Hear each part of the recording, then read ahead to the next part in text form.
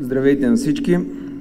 Искаме да направим едно изявление във връзка с една много опасна тенденция, която наблюдаваме в българското общество и която повечето от нас като родители ни плаши. Това е какво се случва с децата, с детската педофилия, с извращенията на деца и най-важното превръщането на бизнес, болката, страданието, мъката и унищожението на детската психика, някой път, който завършва дори с убийство. Виждаме, че има много голямо приемане от страна на депутатите,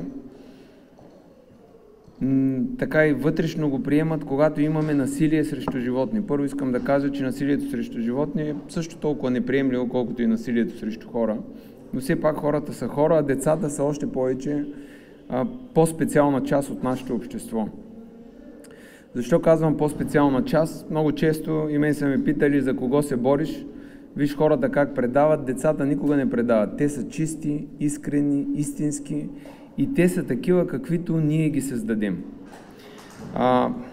Една статистика, която я намерихме от пресата, ме втрещи, че през 2023 година е имало 8000 сигнала срещу насилие към деца и педофилия, такъв тип опити. А за 2024 те са 75 000. Нали, това е една цифра, която ако излезе вярна, ще искаме сега отново справка с службите, които приемат тези сигнали. Това е наистина нарастващо главоломно, така да кажем, унищожение и насилие на българските деца. Какво се случва обаче, какво наблюдаваме? Първо наблюдаваме, че ние направихме една декларация сутринта в Народното събрание, като говорим за бъдещето на България, защото бъдещето на България са децата и депутатите показаха 100% безразличие. Говореха, провокираха и никой по никакъв начин не се заинтересува от този проблем. Същото нещо наблюдаваме и в медийното пространство, след като излязоха факти за насилието на животни на двама човека от Перник, мъж и жена. Имаше много публикации, много говорене по медиите на тази тема, бяха разпространени имената им, снимките, къде живеят, какво са правили, всичко беше в подробности. В същия момент, в момента откриха и разкриха канал за педофили и хора, които са продавали извращения, нали, материал, видеоматериал с извращения с деца, понеже в интернет има такива потребители, които биха се интересували от нещо подобно, както от животните, така и от децата. Това беше случка, която когато човек търси в интернет, ще я намери много слабо отразена, с много малко факти и по никакъв начин не се акцентира в обществото именно за тази голяма заплаха, която унищожава новото поколение. Защо се получава всичко това?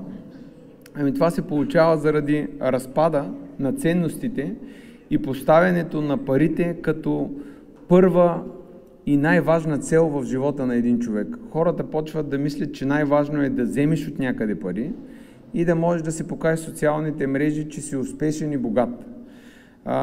Методите и начините, по които се постига това нещо, по никакъв начин няма значение и обществото вече по никакъв начин не осъжда хората, които ги правят по престъпен начин, които демонстрират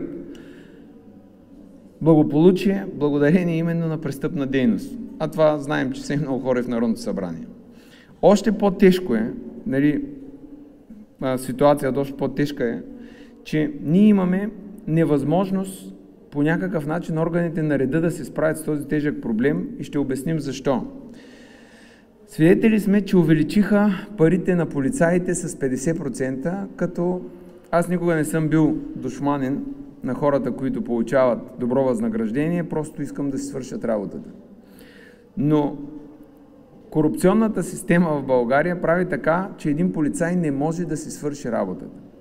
Това съм го говорил и с хора, които са дългогодишни служители в полицията и в службите. Те казват така: отиваме, хващаме престъпник.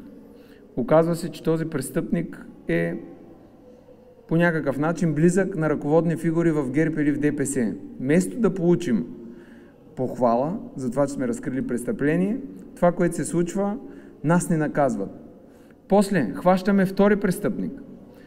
Пак оказва се, че някой на някой и отново ние получаваме проблем, вместо да получим похвала.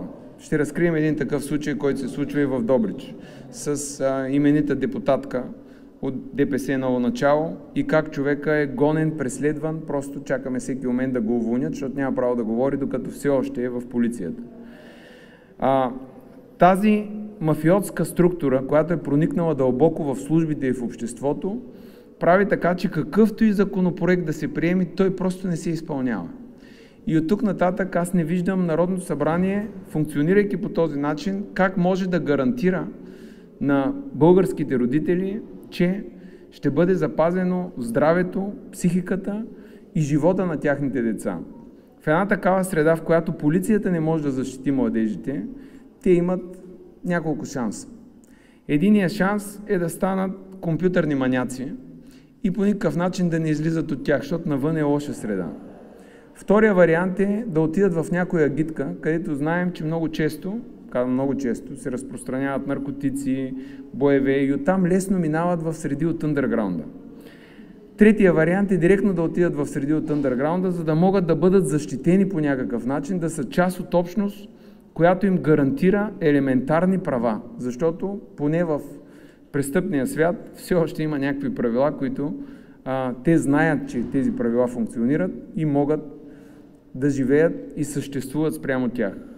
Това е трагедия за бъдещето на България, защото ако ние не осигурим спокойно и нормално развитие на децата, то съвсем скоро ние ще бъдем хора, които няма да могат да живеят на тази територия и тези от нас, които нямат възможност, ще трябва да живеят в някакво гето. Тези, които имат възможност, трябва да емигрират в чужбина. Но едно от най-лошите неща е, че миналата година в Народното събрание беше допуснат един доказан педофил, любител на момченца, Симон Милков, който го пуснаха в Народното събрание да е основен говорител срещу група хора, честен бизнес, да изпълнява политическа поръчка и това в момент, който беше обявен за национално издирване.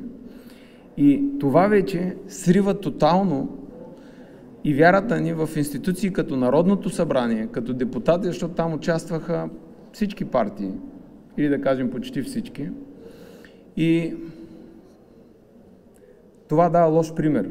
Това прави така, че официализира педофилията и прави младите хора да подражават на такъв човек, който може безнаказано да прави каквото си иска, докато те биват мачкани за всяко правилно действие. Ние сме потресени от всичко това, което се случва и до вечера ще подкрепим един протест, който ще бъде пред Съдебната палата от 18:30 и ще търсим контакти с млади хора и възрастни, с които да направим организации, които да започнат чрез граждански сдружения да търсят вариант да защитим децата до момента, до който върнем законността в Народното събрание и в държавата ни. И това ще го направим, защото не виждаме друг начин, по който могат да се защитят децата.